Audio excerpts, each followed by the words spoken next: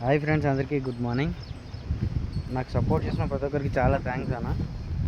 నిన్న నాటుకోళ్ళ గురించి పెట్టినా కదా అన్న, దానికి చాలామంది రెస్పాన్స్ అయ్యారట.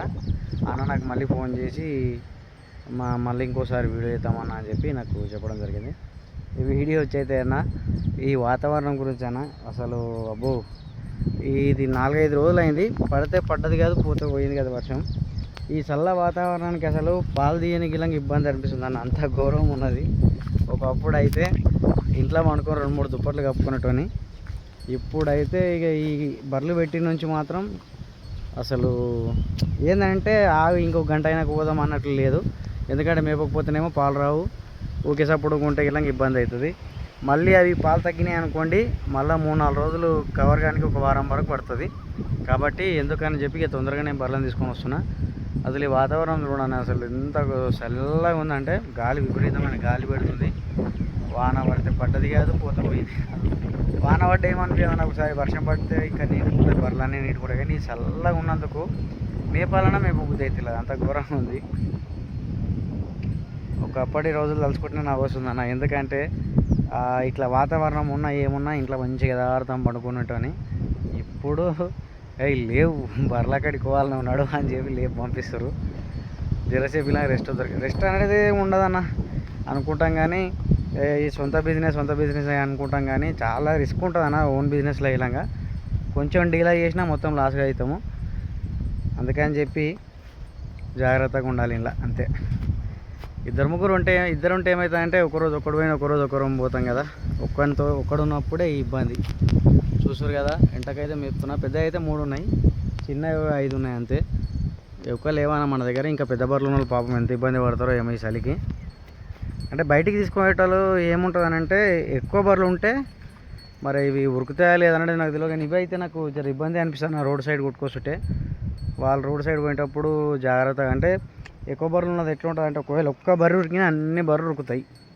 చాలా ఇబ్బంది అమ్మా, ఇబ్బంది పడాల్సి వస్తుంది. ప్రజెంట్ చూడండి, ఒక్కరు లేరు, ఒక్కనే కూర్చున్నా. ఇక నాతో ఈగలు ఒకటి, నా బర్రెలు ఒకటి ఉన్నాయి, ఇంతే. ఇక పొద్దంతా వీడితోనే ఉండాలి.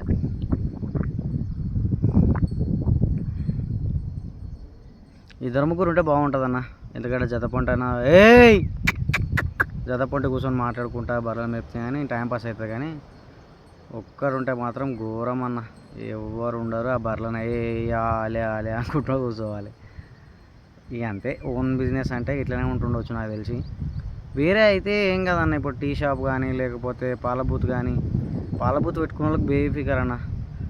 ఎవరైనా నాసొంటోళ్ళు వెండినోడు తెచ్చిపోస్తాడు, అమ్ముకొని బతకొచ్చు. కానీ ఈ బర్రెలను పెట్టుకుంటే మాత్రం కష్టం. తుల కదా బబిలియా. ఇక ఒకటి చెయ్యి చాపకుండా బతుకుతాం అంతే అన్న.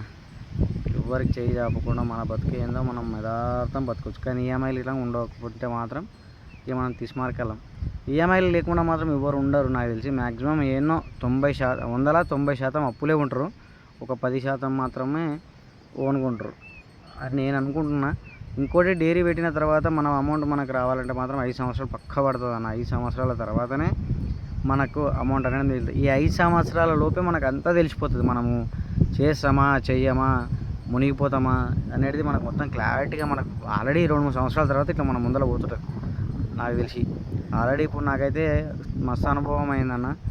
ఏం పెంచితే లాభం ఉంటుంది అనేది ఇలా తెలిసిపోయింది. దూడ పిల్లలు పెంచుకుంటే మాత్రం 100% లాభమే ఉంటుంది తప్పితే నష్టం మాత్రం ఉండదు. కాపాడుకోవాలి వీటిని, మంచిగా డీవార్మింగ్ చేసుకుంటా మంచిగా కాపాడుకుంటే ఖచ్చితంగా 100% 200% లాభం ఉంటుంది. దుడ్డ పిల్లలు ఎవరైనా పెంచుకోవాలనుకుంటే మాత్రం మంచి బ్రీడ్ తెచ్చి పెంచుకోండి. 100% లాభం ఉండేదంటే దూడలే. కానీ ఇప్పుడు ఉన్న దాంట్లో దూడలు ఎవరు పెంచుతలేరంటే, అవి పెంచుతలేరంటే మ్యాక్సిమం బతుకుతలేవన్న. మరి అవి ఎందుకు బతుకుతలేవు అనేది తెలియదు. ఇక నా దగ్గర అయితే ఉన్నాయి. ఫస్ట్ వచ్చినప్పుడు మాత్రమే దూడ పిల్లలు చచ్చిపోయినాయి, తర్వాత అన్ని దూడ పిల్లలు ఇప్పుడు నా దగ్గర మంచిగానే ఉన్నాయి. చాలచ్చు. ఇంకా ఇగో ఇది చెక్ చేయాలి, ఇది చెకింగ్ ఉంది. ఇంకోటి మన కొమ్మల బర్రె చెకింగ్ ఉంది, ఒక బర్రె కట్టింది. మన దగ్గర ఇప్పుడు 3 ఉన్నాయన్న. చూద్దామండి, దేవుందయా మంచిగా ఉంటే మాత్రం ఇంకో 2 బర్రెలు తీసుకొద్దామని అనుకుంటున్నా.